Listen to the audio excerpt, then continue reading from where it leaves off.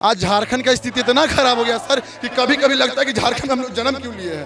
कुहरता है सर कि झारखंड में जन्म क्यों लिए साला। मुझे लगता है कि मर जाए। रात में 12 बजे रिजल्ट जारी हुआ और फिर रिजल्ट को रद्द कर दिया। बोला कि नहीं गलती से हो गया था। अरे क्या गलती से हुआ था? मजाक बना के रख दिया क्या झारखंड को? बहुत खराब स्थिति है सर, झारखंड बहुत खराब हो गया है। बिल्कुल सर, कल हम लोग माँ कसम खा के बताया सर, कल तो हिसाब किताब करके जाएंगे हम लोग यहाँ से। आपने एक बात बोला था कि जिस प्रकार से यहाँ की स्थिति के बारे में बोला था, मैं आपको एक चीज बता दूं सर, आज झारखंड का स्थिति इतना खराब हो गया सर कि कभी कभी लगता है कि झारखंड में हम लोग जन्म क्यों लिए हैं। आपको ऐसा स्थिति हो गया झारखंड में। आप चाहे यहाँ का शिक्षा में देख लो, आप कॉलेज में जाकर शिक्षा देख लो, जेपीसी सर झारखंड तो ऐसा हो गया कि 12वीं का पेपर लीक हो जाता है सर, 12वीं का मार्कशीट लीक हो जाता है सर। ऐसा झारखंड में स्थिति हो गया है। बताइए, अगर कल छात्र नहीं आएंगे तो समझिए कि यहाँ के छात्र मर चुके हैं सर। कल हम लोग माँ कसम खा के बताया सर, कल तो हिसाब किताब करके जाएंगे हम लोग यहाँ से हेमंत सोरेन के खिलाफ में है सर। यहाँ का स्थिति बहुत खराब हो गया सर। आज देखिए सर, आप जरूर दिल्ली से जरूर आए होंगे सर, कहीं ना कहीं से आए होंगे। यहाँ से 2 किलोमीटर दूर में कॉलेज है सर, श्यामा प्रसाद रांची यूनिवर्सिटी। आप जरूर जाना सर, वहाँ का बच्चा की समस्या पूछना, आपको पता चल जाएगा सर। यहाँ पे ST SC OBC के छात्र को आपको कहते हैं स्कॉलरशिप का पैसा तक नहीं मिला सर 2 साल से। बताइए कैसे बच्चा पढ़ेगा? यहाँ का बच्चा तो बर्तन धोने पर मजबूर हो गया है सर, घर में दूसरे घर में काम करने में मजबूर हो गया है सर। ऐसा है यहाँ की स्थिति झारखंड का। कुहरता है सर कि झारखंड में जन्म क्यों लिए साला। मुझे लगता है कि मर जाए। स्थिति हो गया झारखंड का सर। बस यहाँ पे कुछ नहीं है, राजनीति राजनीति राजनीति। अरे भैया झारखंड अलग 26 साल हो गया है, 14 को JPSC एग्जाम लिए हैं। इस बार का बता रहे हैं आपको, 12th का रिजल्ट आया खत्म, रात में 12 बजे रिजल्ट जारी हुआ और फिर रिजल्ट को रद्द कर दिया। बोला कि नहीं गलती से हो गया था। अरे क्या गलती से हुआ था? मजाक बना के रख दिया क्या झारखंड को? इन्हीं के पिताजी थे, झारखंड अलग करवाए थे। काहे नहीं झारखंड को सुधार दे रहे हैं आज? आप बताइए हमको। आप ही के ना बेटे थे शिबू सोरेन, मतलब आप ही के ना बाप थे शिबू सोरेन, आप तुमके बेटे हैं तो आपको झारखंड को बना देना चाहिए था बढ़िया सुंदर। बहुत खराब स्थिति है सर, झारखंड बहुत खराब हो गया है। रोइए मत। बिल्कुल सर, खराब हो गया सर। हम तो कहेंगे, राष्ट्रपति जी कहेंगे कि खत्म कीजिए इसको, हटाइए यहाँ सरकार से, इनको हटाई दीजिए सरकार से। राष्ट्रपति शासन की बात कर रहे हैं। क्या सर? राष्ट्रपति शासन। हाँ, राष्ट्रपति नियम लागू हो जाए सर यहाँ पे। अगर इस प्रकार से यहाँ पे नियम कानून चल रहा है तो 6 साल में क्या किए? नौकरी का बात की तो कहाँ गया नौकरी? करते क्या, किस चीज? हम पढ़ाई करते हैं सर, हम लोग को पास आउट हो जाना चाहिए सर। अभी हम लोग सर 2 साल बैक सेमेस्टर चल रहा है सर यूनिवर्सिटी में, स्कॉलरशिप का पैसा नहीं आया सर। मैं तो बोला सर आए हैं दिल्ली में सर तो पूरा यूनिवर्सिटी घूम के जाइएगा सर, आप एक बार देख लीजिएगा। काहे तैयारी करेंगे, काहे मगजमारी करेंगे? बाप का जमीन बेच के हम लोग तैयारी करेंगे JPSC और SSC का? बोले सर लग रहा है सर क्यों हम जन्मे हैं झारखंड में, ऐसा लग रहा है सर। बोलते रहे सर, आज मर गए सर, पगला गए सर झारखंड में रख के। बहुत करप्ट सरकार है, बहुत बेकार सरकार है सर, बहुत बेकार सरकार है ये। क्या बताया जा रहा है? आपके जितने भी लीडर हैं उनकी तरफ से क्या बताया जा रहा है? जो डेलीगेशन गया था यहाँ से बात करने सरकार के डेलीगेशन के साथ, तो बात में ये निकल के आया कि सरकार CID और ED को कंबाइन करके CGL वाले मुद्दे पे इंक्वायरी कराना चाहती है।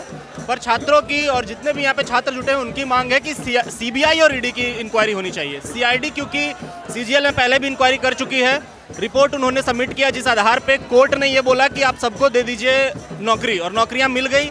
लेकिन आज क्या निकल के आता है कि CGL में रैंक 2 जो था, अभय तिवारी जिसका पोस्टर आप देख सकते हैं सब जगह लगा हुआ है, तो जब रैंक 2 और उसके खानदान से मतलब 7-8 लोगों को नौकरी दिला चुका है और CID इस चीज़ को पकड़ नहीं पाई, तो फिर लोगों का भरोसा, स्टूडेंट्स का भरोसा CID से पूरी तरह से उठ चुका है।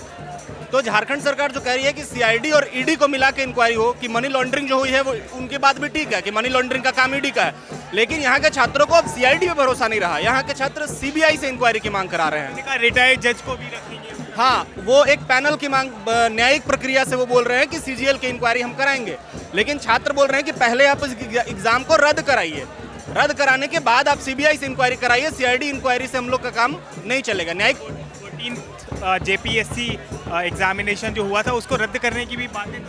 जी, सरकार ये बोल रही है कि हम 14th JPSC को रद्द करेंगे। अभी जो उसके साथ साथ जो कुछ बैकलॉग, हाँ, वो सारा पेपर रद्द करने को तो सरकार तैयार है, लेकिन कहीं ना कहीं JSSC के मुद्दे पे सरकार जो है वो मानने को तैयार नहीं दिख रही है।